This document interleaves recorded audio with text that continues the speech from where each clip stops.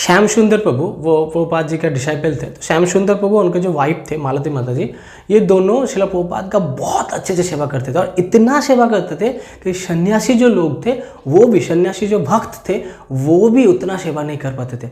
तो इसीलिए शिला प्रभुपाद जी उनको बहुत प्यार करते, बहुत स्नेह करते थे श्याम सुंदर प्रभु को। तो एक बार क्या हुआ, श्याम सुंदर प्रभु बीमार पड़ गए। तो शिला प्रभुपाद जी ने देखा कि ठीक है, तुम्हारा शारीरिक जो कंडीशन है, जो फिजिकल कंडीशन है वो बहुत ही वीक हो तुम, तो तुम अभी क्या करो, तुम अभी कुछ दिन के लिए रेस्ट करो। और मंदिर के जो और भक्त लोग थे उन लोगों को बोल दिया कि तुम लोग श्याम सुंदर के अच्छे से ख्याल रखो ताकि वो जल्द से जल्द तुरंत वो ठीक हो जाए और मेरे सेवा में फिर से वो आ पाए। तो बहुत दिन बीत गए उनका ठीक होने में, और बहुत दिन बाद जब श्याम सुंदर प्रभु ठीक हुआ और प्रभुपाद के पास आए तो श्याम सुंदर प्रभु का अंदर में थोड़ा गुस्सा था, क्योंकि उनका ठीक से सेवा नहीं किया जा रहा था। मतलब भक्त लोग उनको एकदम देखभाल नहीं कर रहे थे, मतलब वो अपने चेष्टा में वो ठीक हो, इसीलिए उनको ठीक होने में थोड़ा टाइम लगे और वो प्रभुपाद जी के सेवा में आ नहीं पा रहे थे, तो इसलिए उनको बहुत गुस्सा था। तो उन्होंने शिला प्रभुपाद जी को कंप्लेन किया, जाके कंप्लेन के सुर में उन्होंने बोला, शिला प्रभुपाद, मंदिर के जो भक्त लोग हैं उन्होंने मेरा बिल्कुल भी मतलब देखभाल नहीं किया, उन्होंने ठीक ठाक से मतलब मेरा देखभाल नहीं किया, तो इसीलिए मुझे मतलब ठीक होने में थोड़ा टाइम लगा, तो मुझे क्षमा कर दीजिए। तो प्रभुपाद जब ये सुना तो प्रभुपाद जी मतलब उनका आँख से आंसू आ गए कि तुम ये क्या कह रहे हो, तुम्हारा ठीक से देखभाल नहीं किया गया था। तो उन्होंने उनका जो इष्ट गोष्ठी थे उनको सबको बुलाया और उनको समझाया कि तुम लोग ये क्या कर रहे हो, ये जो भक्त लोग हैं ये सब कुछ छोड़ छाड़ के वो हम लोग सेवा में आए हैं, तो अभी ये भक्त लोग ही आप लोगों का सबसे प्रियजन है, यही आपका मतलब घर का मेंबर है, तो ये मत करो, तुम लोग क्यों सेवा नहीं कर रहे। अगर भक्त का कोई हालत बिगड़े तो तुम्हें सब मिल के उनकी सेवा करना चाहिए, क्योंकि नियर फ्यूचर में अगर तुम लोगों का कुछ हो गया तो ये क्या होगा, तो कौन तुम लोगों का सेवा करेगा।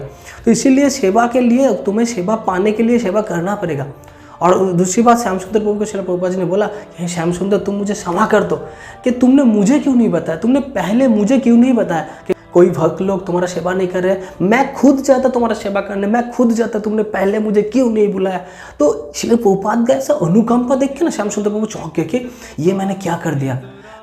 शिला प्रभुपाद जो मतलब ब्रह्मांड का सबसे बिजी पर्सन है, जो महाप्रभु का दूत है, कितना बिजी है वो खुद कह रहे हैं कि वो मेरा सेवा करने आते थे, मतलब कितना अनुकंपा है उनका।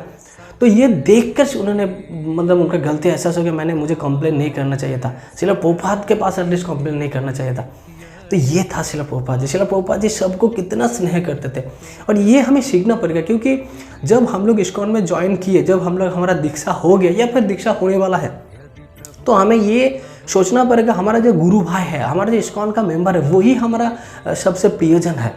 तो हमें एक दूसरे, जैसे घर का मेंबर का एक दूसरे का देखभाल करके, देखभाल मतलब कि पारमार्थिक स्पिरिचुअल देखभाल, मतलब अगर किसी का कोई भूल चूक हो जाए तो अपने अधिकार के स्तर पे जाके हमें उनको मतलब उनका भूल त्रुटि जो हो सुधारना है। ऐसा नहीं है क्रिटिसाइज करना है, उनको सुधारना है। हम लोग हाथ पे हाथ पकड़ के हमें पारमार्थिक जो जार्नी है, जो स्पिरिचुअल जो जार्नी है, इनमें आगे बढ़ना है, क्योंकि हो सकता है ना, माया बहुत ही शक्तिशाली है। शिला प्रभुपाद जी बार बार कहते थे कि ये जो कलियुग है ना, इसमें कोई फॉल डाउन हो जाए, इसमें चौक मत जाना।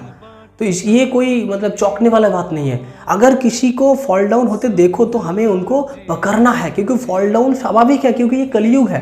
तो हमें ये मतलब ध्यान में रखना चाहिए। हमें आपस में बात विवाद में मतलब नहीं पड़ना है। हमें क्या करना है, शिला प्रभुपाद जी का अनुगत्य में रह के, शिला गुरुदेव का अनुगत्य में रह के, हम एक दूसरे का हाथ पकड़ के हमें स्पिरिचुअल जर्नी में आगे बढ़ना है।